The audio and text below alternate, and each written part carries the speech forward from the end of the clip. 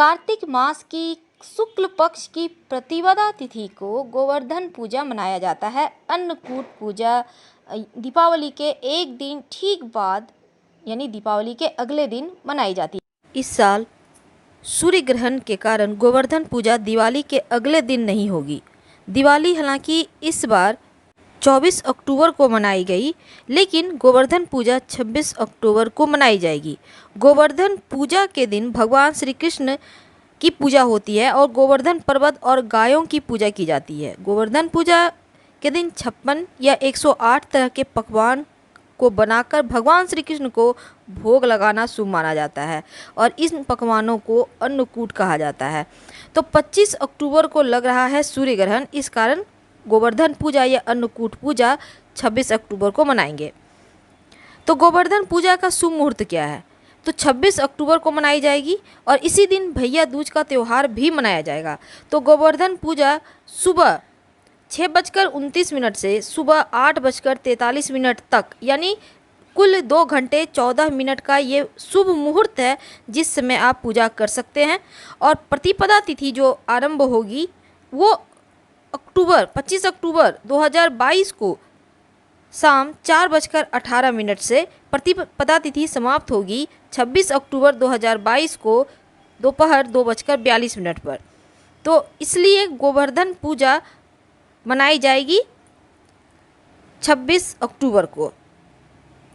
तो गोवर्धन पूजा करने के लिए सबसे पहले तो आप घर में अपने आंगन में आप गोबर से गोवर्धन का चित्र बनाएं। रोली, चावल, खीर, बतासे, जल, दूध, पान, केसर, फूल और दीपक जलाकर गोवर्धन भगवान की पूजा करें।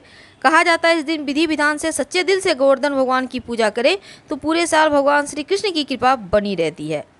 मान्यता है कि ब्रजवासियों की रक्षा के लिए भगवान श्री कृष्ण ने अपनी दिव्य शक्ति से विशाल गोवर्धन पर्वत को छोटी उंगली में उठाकर हजारों जीव जंतुओं और इंसानी जिंदगियों को भगवान इंद्र के कोप से बचाया था और भगवान श्री कृष्ण ने इंद्र के घमंड को चूर चूर कर गोवर्धन पर्वत की पूजा की थी। इस दिन लोग अपने घरों में गाय के गोबर से गोवर्धन बनाते हैं। कुछ लोग गाय के गोबर से गोवर्धन और पर्वत बनाकर उसे पूजते हैं। गोवर्धन भगवान को जमीन पर बनाया जाता है, इस बात का ध्यान रखिएगा। इस दिन लोग अपने घरों में गाय के गोबर से गोवर्धन बनाते हैं। वैसे तो इस दिन गाय को खिलाने का भी विधान है, हम आपको आगे बताएंगे, वीडियो के अंत तक बने रहें। गोवर्धन पूजा कार्तिक मास की शुक्ल पक्ष की प्रतिपदा को मनाई जाती है और इस दिन का जो अन्नकूट क्या है, आप सोचेंगे अन्नकूट भला 56 भोग को कैसे? देखिए, यह अन्नकूट पर्व पर तरह तरह के पकवानों से भगवान की पूजा का विधान है। अन्नकूट का मतलब होता है अन्न का समूह और तरह तरह की मिठाइयों पकवानों से भगवान श्री कृष्ण को भोग लगाते हैं। मान्यता है कि भगवान श्री कृष्ण के अवतार के बाद द्वापर युग से अन्नकूट और गोवर्धन पूजा की शुरुआत हुई है। एक बार इंद्र अभिमान में चूर हो गए और 7 दिन तक लगातार बारिश करने लगे। तब भगवान श्री कृष्ण ने उनके अहंकार को तोड़ने और जनता की रक्षा के लिए गोवर्धन पर्वत को ही उंगली पर उठा लिया था। बाद में इंद्र को क्षमा याचना करनी पड़ी। कहा जाता है कि उस दिन के बाद से गोवर्धन की पूजा शुरुआत हो गई। गोवर्धन की पूजा की विधि वैसे तो हमारा टॉपिक नहीं है, लेकिन फिर भी हम बता देते हैं अगर आपको चाहिए होगा तो। गोवर्धन पूजा के दिन सुबह सुबह उठकर शरीर में तेल लगाकर नहाना चाहिए। फिर आप धुले हुए वस्त्र पहने अपने भगवान को याद करें। घर के मुख्य दरवाजे के सामने गाय के गोबर से गोवर्धन पर्वत बनाएं। अब इस पर्वत को पौधा, पेड़ की शाखाओं और फूलों से सजाइए और अपामार की टहनियाँ जरूर लगाना चाहिए, आपको मार्केट में मिल जाएगा इस दिन।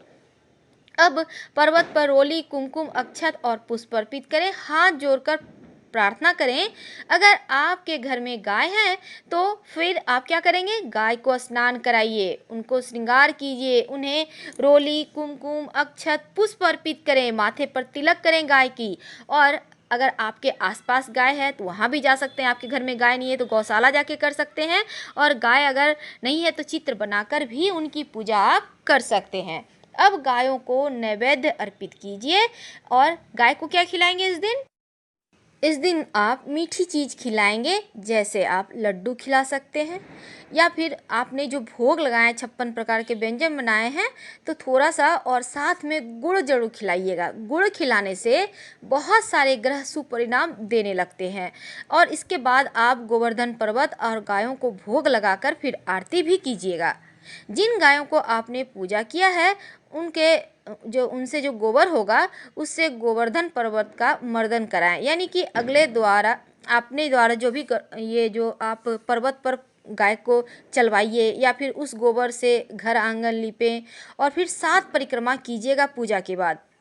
दोस्तों, वैसे तो भगवान विष्णु की पूजा और हवन भी किया जाता है, तो आप अगर इतना ज़्यादा नहीं करते हैं तो कोई बात नहीं। सिर्फ इस दिन गाय को आप अगर अपने हाथों से मीठी चीज़ खिलाते हैं, लड्डू, मिठाई या फिर गुड़ खिलाते हैं, तो आपके जीवन की आधी परेशानी तो यूं ही खत्म हो जाएगी। और इस बार सोमवार के दिन है, शिव जी का नंदी, शिव जी की गैया और सोमवार का दिन अद्भुत संयोग है। फ़ायदा जरूर उठाए समय का। फिलहाल हम आपसे विदा लेते हैं। हर हर महादेव।